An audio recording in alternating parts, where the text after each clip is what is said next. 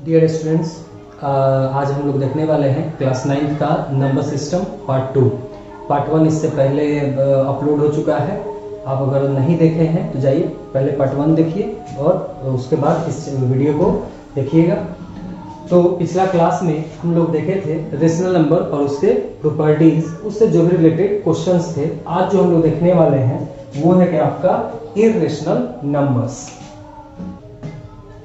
क्या होते हैं इर्रेशनल नंबर्स? तो सीधा सीधा जवाब है जो रेशनल नहीं हो वही क्या होगा, आपका इर्रेशनल नंबर होगा।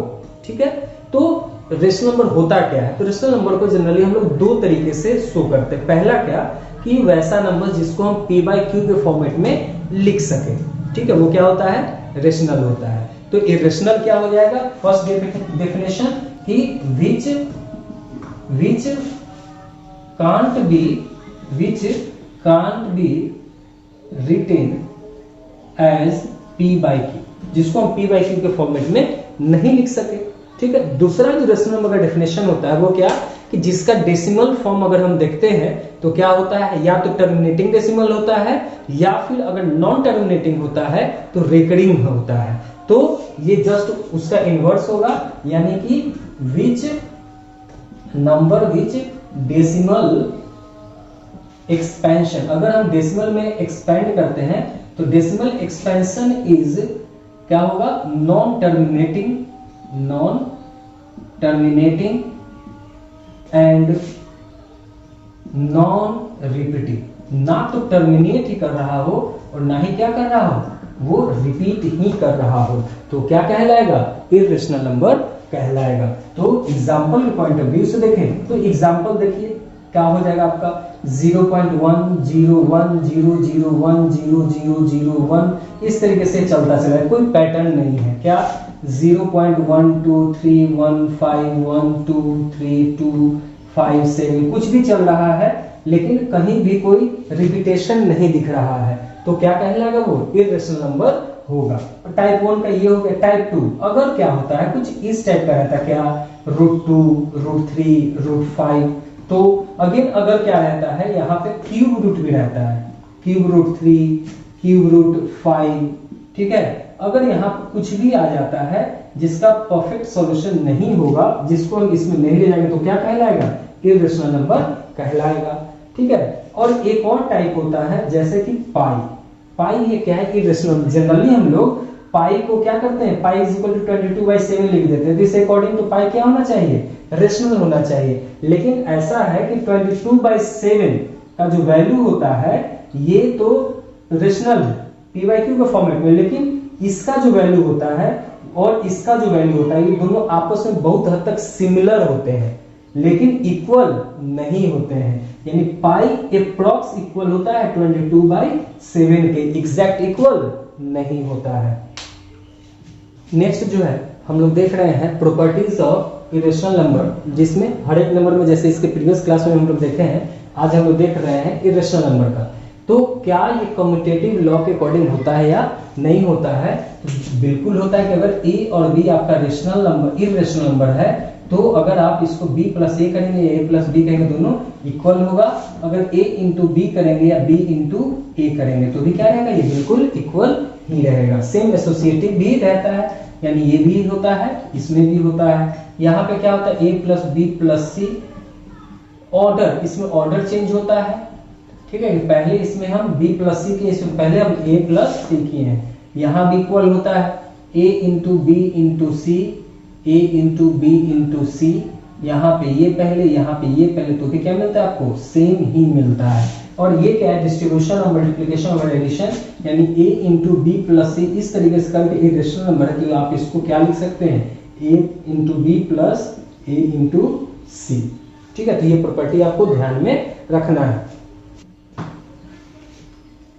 नेक्स्ट जो हम लोग देख रहे हैं, एक रेशनल और एक इर्रेशनल, इन दोनों का हम सम, डिफरेंस, प्रोडक्ट और क्वोशेंट देखते हैं, आपको क्या देखने को मिलता है। तो देखिए अगर क्या है कि एक रेशनल और एक इर्रेशनल है, सपोज रेशनल हम क्या लिए हैं? a लिए हैं और इर्रेशनल क्या है? b है। तो a + b, ठीक है, जैसे हम क्या लिखते हैं? 2 + √3, ये क्या है, ये ऑलवेज आपको क्या मिलने वाला है, तो इर्रेशनल ही मिलने वाला है। ऑलवेज क्या मिलेगा, इर्रेशनल ही मिलेगा।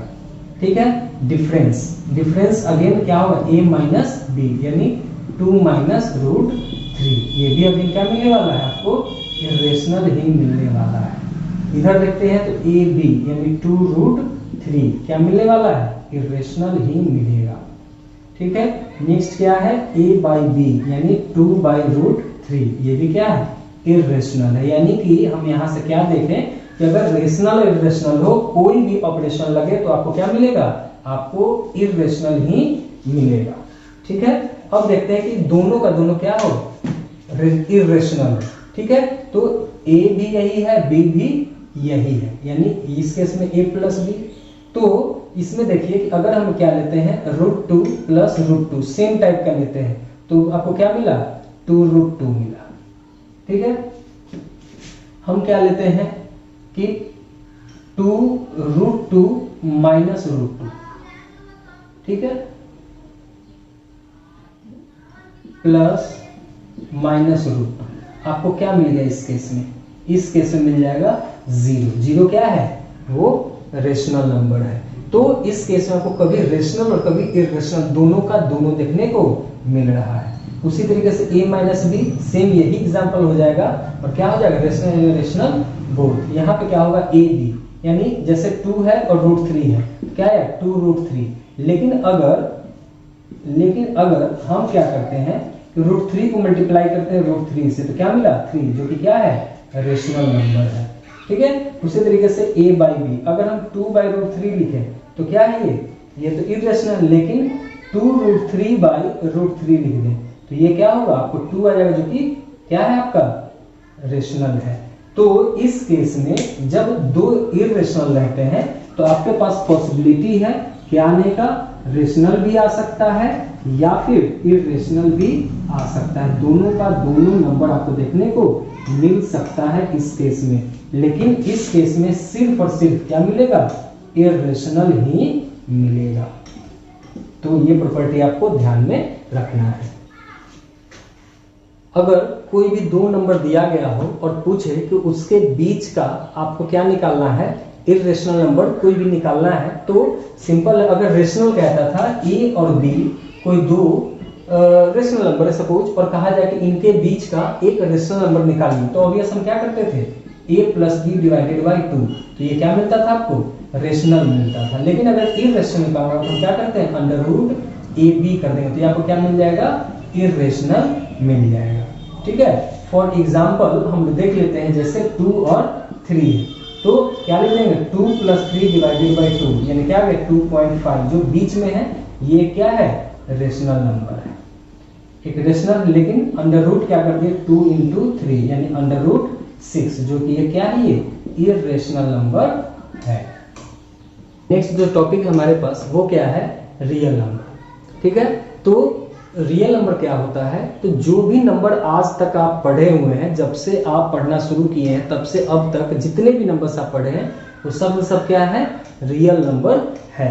तो जो अभी तक आप पढ़े हैं वो दो तरीके के नंबर पढ़े हैं, क्या, पहला रेशनल, ठीक है, और दूसरा इर्रेशनल। ठीक है, तो इन दोनों को अगर हम क्या कर दें, जोड़ दें, तो both rational and irrational numbers are called, क्या कहलाते हैं, रियल नंबर। क्या कहलाएंगे, रियल नंबर कहलाएंगे। ठीक है, तो इसका एक्चुअल डेफिनेशन क्या होता है, तो वैसे नंबर्स जिनका स्क्वायर नॉन नेगेटिव हो। ठीक है, तो क्या होता है, numbers whose square is non-negative are called real numbers। तो अभी तक तो आप ऐसा पढ़े ही नहीं है कभी भी। अभी तक आप ऐसा देखिए, क्या किसी का स्क्वायर कीजिएगा तो नेगेटिव आएगा, जैसे 2 का स्क्वायर करेंगे तो 4 आएगा, -2 का स्क्वायर करेंगे तो भी 4 आएगा। तो स्क्वायर नॉन नेगेटिव होना चाहिए, तो आप पढ़े ही नहीं है। इसलिए क्या कहा जा रहा है कि जितना भी आप पढ़े हैं वो क्या है आपका, वो रियल नंबर ही पढ़े हैं। जैसे फॉर एग्जांपल आपको हम बताते हैं, तो √-1 अगर हम इसका स्क्वायर करते हैं तो ये क्या बन जाएगा, -1, जो कि क्या है, निगेटिव है। तो ये जो है क्या कहलाता है, ये इमेजिनरी नंबर कहलाता है। ठीक है, इसको हम लोग कहते हैं इमेजिनरी नंबर। तो ऐसे नंबर्स आपको रियल नंबर नहीं कहलाएंगे। तो अब जो है हम लोग रियल नंबर को एक्सपेंड करते हैं, क्या कौन सा पोर्शन कहलाएगा उस चीज को हम लोग देख लेते हैं। तो रियल नंबर जितने भी होंगे उन सब का किसी न किसी तरीके से डेसिमल एक्सपेंशन होगा ही होगा। ठीक है, तो अगर रियल नंबर को हम लिखते हैं डेसिमल के फॉर्म में, ठीक है, तो डेसिमल के फॉर्म में अगर हम लेकर जाते हैं तो दो तरीके का डेसिमल हो सकता है। ठीक है, दो तरीके का डेसिमल होगा। पहला क्या होगा, टर्मिनेटिंग, पहला टर्मिनेटिंग डेसिमल होगा। और अगर होता है कंडीशन तो नॉन टर्मिनेटिंग वाला भी आ सकता है, क्या हो, नॉन, दूसरा जो है वो आपका क्या आ जाएगा, non terminating, non terminating. Non terminating again आपको पता है कि दो टाइप का होता है, एक होता है क्या, एक होता है रिपीटिंग, रिपीटिंग डेसिमल, और एक क्या होता है, नॉन रिपीटिंग डेसिमल। ठीक है, तो अब जो है ये जो दोनों है टर्मिनेटिंग डेसिमल और इसको हम लोग क्या कहते हैं, रेशनल नंबर। यही क्या कहलाता है, ये कहलाता है रेशनल नंबर। और ये जो है अकेला, ये क्या कहलाता है, इर्रेशनल नंबर कहलाता है। ठीक है, बिल्कुल क्लियर हो गया यहाँ तक। नेक्स्ट जो हम लोग देख रहे हैं वो क्या है, प्रॉपर्टीज ऑफ रियल नंबर। तो सपोज हम क्या किए कि हमारे पास कुछ रियल नंबर है, कौन कौन से ले लिए, ए भी रियल है, बी भी रियल है और सी भी रियल है। तो क्या होगा कि क्लोजर प्रॉपर्टी क्या कहता है कि अगर किसी भी रियल नंबर को आपस में हम ऐड करेंगे तो क्या वो हमको रियल नंबर मिलता है या नहीं मिलता है। तो क्लोजर प्रॉपर्टी को अगर कोई फॉलो करता है तो इसका मतलब है कि वो आपको मिलेगा ही मिलेगा। तो किसी भी आप रियल नंबर को, दो रियल नंबर को, 3, 10, 50, 60 कितने भी रियल नंबर को आपस में ऐड करेंगे तो आपको क्या मिलेगा, रियल नंबर ही मिलना है। तो क्लोजर प्रॉपर्टी एडिशन में फॉलो होता है और सेम उसी तरीके से मल्टीप्लिकेशन में फॉलो होता है। किसी भी दो रियल नंबर को अगर आप मल्टीप्लाई करेंगे तो आपको रियल नंबर ही मिलेगा। ठीक है, नेक्स्ट है कम्यूटेटिव लॉ। कम्यूटेटिव लॉ क्या होता है, तो अगर रियल नंबर है ए और बी, अगर इसको ऐड करते हैं और बी और ए को ऐड करते हैं तो दोनों आपस में क्या होते हैं, इक्वल होते हैं। ठीक है, ये क्या है कि अगर ए और बी को मल्टीप्लाई करो, इंटरचेंज करके मल्टीप्लाई करें बी इंटू ए, क्या ये इक्वल होता है, तो हाँ जी बिल्कुल इक्वल होता है। सेम है एसोसिएटिव, ये क्या है कि ए बी और सी, ठीक है, ए बी और सी, अगर हम ऑर्डर चेंज करते हैं, पहले बी और सी को ऐड करें फिर ए में ऐड करें, और इधर ए और बी को पहले ऐड करें फिर सी में ऐड करें, तो क्या इक्वल होगा, तो जी हाँ बिल्कुल इक्वल होगा। उसी तरीके से इधर देखते हैं कि अगर ए है, बी है और सी, मल्टीप्लाई होना है, ठीक है, ए बी सी, अगर हम पहले बी और सी को करें और पहले ए और बी को करें तो क्या इस केस में इक्वल होगा, तो बिल्कुल इक्वल होगा। नेक्स्ट है क्या, आइडेंटिटी। तो सबसे पहले हमको क्या देखना होता है, तो आइडेंटिटी में एडिशन है तो क्या देखेंगे, एडिटिव आइडेंटिटी, एडिटिव आइडेंटिटी। तो क्या होता है एडिटिव आइडेंटिटी, तो किसी भी रियल नंबर में हम ऐसा क्या ऐड करें कि हमको सेम वही रियल नंबर मिल जाए। तो ए में हम क्या ऐड करेंगे, जीरो के हमको क्या मिल जाएगा, ए, तो जीरो क्या कहलाता है, जीरो कहलाता है एडिटिव आइडेंटिटी। उसी तरीके से क्या आता है, मल्टीप्लिकेटिव आइडेंटिटी।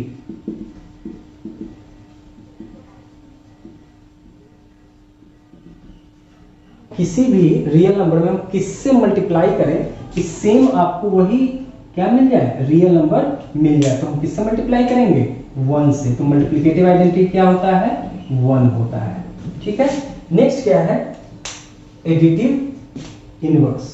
ठीक है, नेक्स्ट क्या हो जाएगा, एडिटिव इनवर्स। तो एडिटिव इनवर्स क्या है कि किसी भी रियल नंबर में हम ऐसा क्या ऐड करें कि आपको क्या मिले, जीरो मिल जाए। तो अगर a है तो इसको क्या ऐड करेंगे, -a, तो दोनों एक दूसरे का क्या कहलाएगा, एडिटिव इनवर्स कहलाएगा। नेक्स्ट इसी तरीके से क्या है, मल्टीप्लिकेटिव इनवर्स।